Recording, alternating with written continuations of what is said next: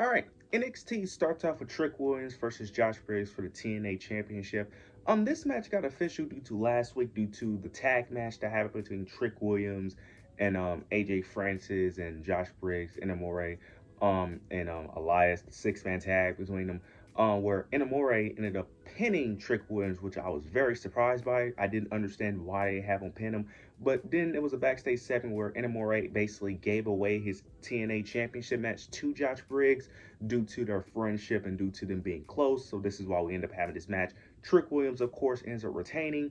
And then after the match, you end up getting Joe Hendry ends up attacking Trick Williams, continuing that rivalry. And it is confirmed that they're going to have a match at I think at Slammiversary at July 20th, if I'm not mistaken. So makes sense for Trick Williams to lose his TNA championship to the guy he ended up beating, of course, Joe Hendry, the most over guy in their company. Plus, it does make more sense for them to have the match at TNA Slammiversary. I think that's their biggest show, if I'm not mistaken. I think that's their biggest show, if I'm not mistaken. So correct me if I'm wrong, if I am wrong on that. But also makes sense for him, Joe Hendry, to win the TNA title back into a TNA pay-per-view. So it only makes sense for that to happen. So interested to see how that plays out. Now, I am going to go on a rant later on because I don't understand why Josh Briggs was even in this position due to what happened later in the show, which I am going to go on a rant on. But Josh Briggs should not have been in this position. I'm just going to be honest. You could have just done...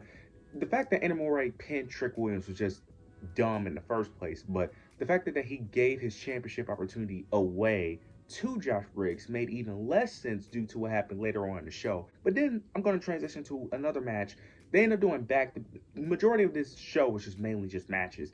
They end up doing Tavion versus Javon Evans. The story here is basically Tavion wants out of No Quarter Catch Crew to follow basically into Miles' footsteps to become his own man, but Charlie Dempsey doesn't want that, so he sets up this match to see can Tavion be on his own. If Tavion wins, then he's out of No Quarter Catch Crew. Javon Evans picks up the victory. But then you end up getting Jasper Troy ends up attacking Javon Evans. They did the same thing 3 times. They did the same thing 3 times where someone wins a match and then they have a heel take out the guy who won the match. Well, not a heel because technically Trick is the baby face. I mean, it's the heel and Joe Hendry is the baby face. But they did this 3 times. They did this 3 times because they did it again in the very next match I'm about to mention. Ricky Saints and Ashanti Adonis.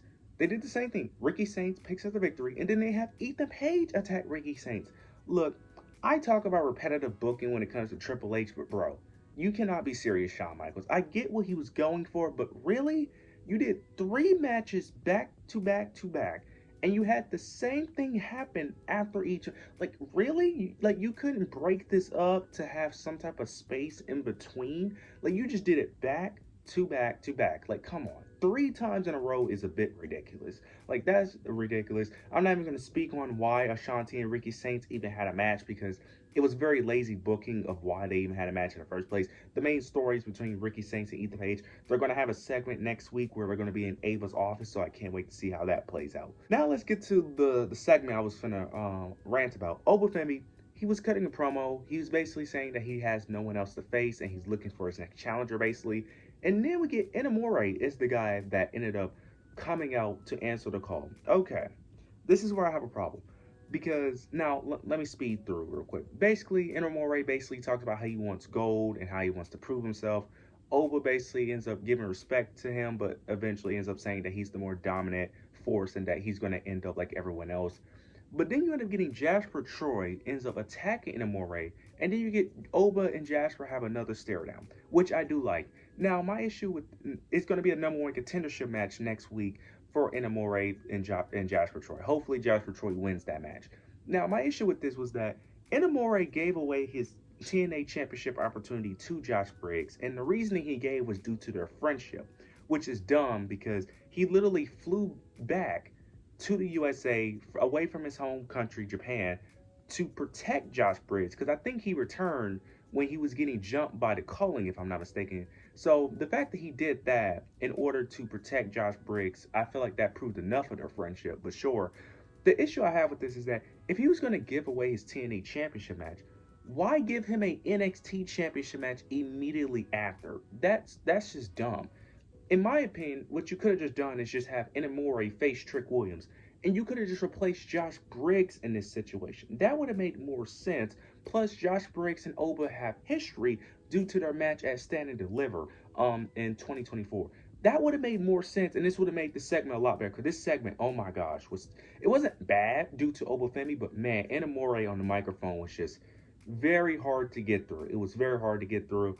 Like, I feel like Josh Briggs should have just been in this. It would have made the booking less convoluted because there was no reason for Inamore to give away his TNA Championship match when you could have just had him have the championship match, and then you could have just had Josh Briggs intervene in this situation. The story would have played out the exact same. Nothing would have changed. I feel like you could have had the same outcome. Plus, it would have just been way better in terms of a booking standpoint, in my opinion.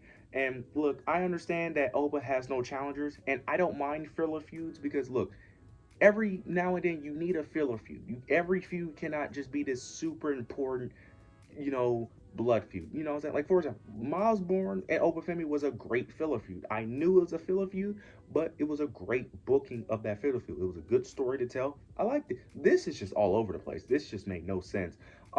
Excited to see what Jasper Troy does. Hopefully he wins next week. Now if he wins next week, I kind of feel like he has to dethrone Oba. I don't see the reasoning why you would just have him have a rematch against Oba to have him lose again. But to be fair, he injured Oba before the match and still lost. So I don't know how that's going to play out. Well, we'll see how that plays out. We end up getting Tony D'Angelo versus Channing Stacks for the Heritage Cup. Now, originally this was supposed to be Noam Dar's spot, but Noam Dar is injured. So they end up having a mystery opponent for Channing Stacks. And we all knew it was going to be Tony D'Angelo. Towards the end of the match, you get Channing Stacks goons. They interfere in the match. You end up getting Luca Crucifino. He ends up coming out. And it was a moment where Luca and the goons are fighting. And it was a moment where they had like this pan or whatever, this a bucket. They end up having this bucket. They're fighting over the bucket. And then Luca accidentally attacks Tony D'Angelo with the bucket, costing him the Heritage Cup. Luca tries to comfort Tony D'Angelo, but Tony D'Angelo ends up attacking Luca. So interested to see where this goes. Channing Stacks is your Heritage Cup champion, which it is what it is. I don't really care because the Heritage Cup really means nothing on NXT. Interested to see where it goes between Luca and Tony. Don't know what the next step for them two. Interested to see where Adriana Rizzo fits into all of this. So we'll see how this story continues to plays out. Now we get the main event. The Fatal 4-Way number one contendership match to see who will face Jacy Jayne at Evolution between Jordynne Grace, Jada Parker, Lash Legend, and Izzy Dane. This was a really good match. Really good match. The best match of the show. These women had really good chemistry, which I was very shocked by. It was a moment where Tatum Paxley was ringside. They were telling the story of Tatum Paxley and Izzy Dane. Tatum Paxley between Jordynne calling. She was on the ring. She was on ringside. So Ruka and Zarya ended up coming out. Ended up basically I wouldn't say kidnapping, but they end up basically holding her hostage. They end up Zarya ends up picking her up, taking her backstage, distracting Izzy Dane for a bit. Towards the end of the match, Jordynne Grace picks up the victory over Jada Parker, ends up pinning Jada Parker, which I didn't understand why. I don't understand why Jada Parker had to take the pin. I'm not really going to complain about it, but very weird choice. I would have had her just pin anyone else but Jada Parker. But I knew Jordynne Grace was going to win this match. It made the most sense from a booking standpoint, I guess, since she's the most dominant and she's the most popular, so it makes the most sense. I would have wanted Jada Parker to win, but I think it makes the most sense.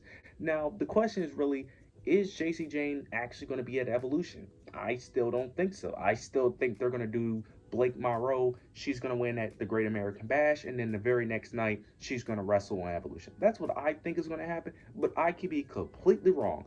But I just think it's a coincidence that the Great American Bash is on the same day as All In, and they have Blake Monroe feuding with Jacy Jayne. I just find that a coincidence. I just find it to be a weird coincidence. That's what I think is going to happen, but I wouldn't be mad if Jacy Jayne faces Jordynne Grace, because I like what they're doing with Jacy Jayne so far as NXT champion, and I actually want her to hold it for a bit. So very interested to see how this plays out. Now, my only thing is, do not have Jordynne Grace win that match. If you have Blake Monroe in that spot, fine. But if you're not going to have Blake Monroe beat Jacy Jayne before Evolution, do not have Jordynne Grace win that NXT championship. She does not need it. She does not need to even be on NXT, which is why I didn't even want her winning the match. But if you're going to have her win the match, have her put over other people over. She does not need to win the NXT championship. She should be on the main roster at this point. So hopefully she does not win the NXT championship, but we'll see how this plays out. Overall, this show was very mid. I'm just gonna be honest. This show was almost horrible, if I'm being honest. Little to no story really progressed. But you guys let me know your thoughts and opinions down below. Make sure to like, comment, subscribe. But yeah, that's it.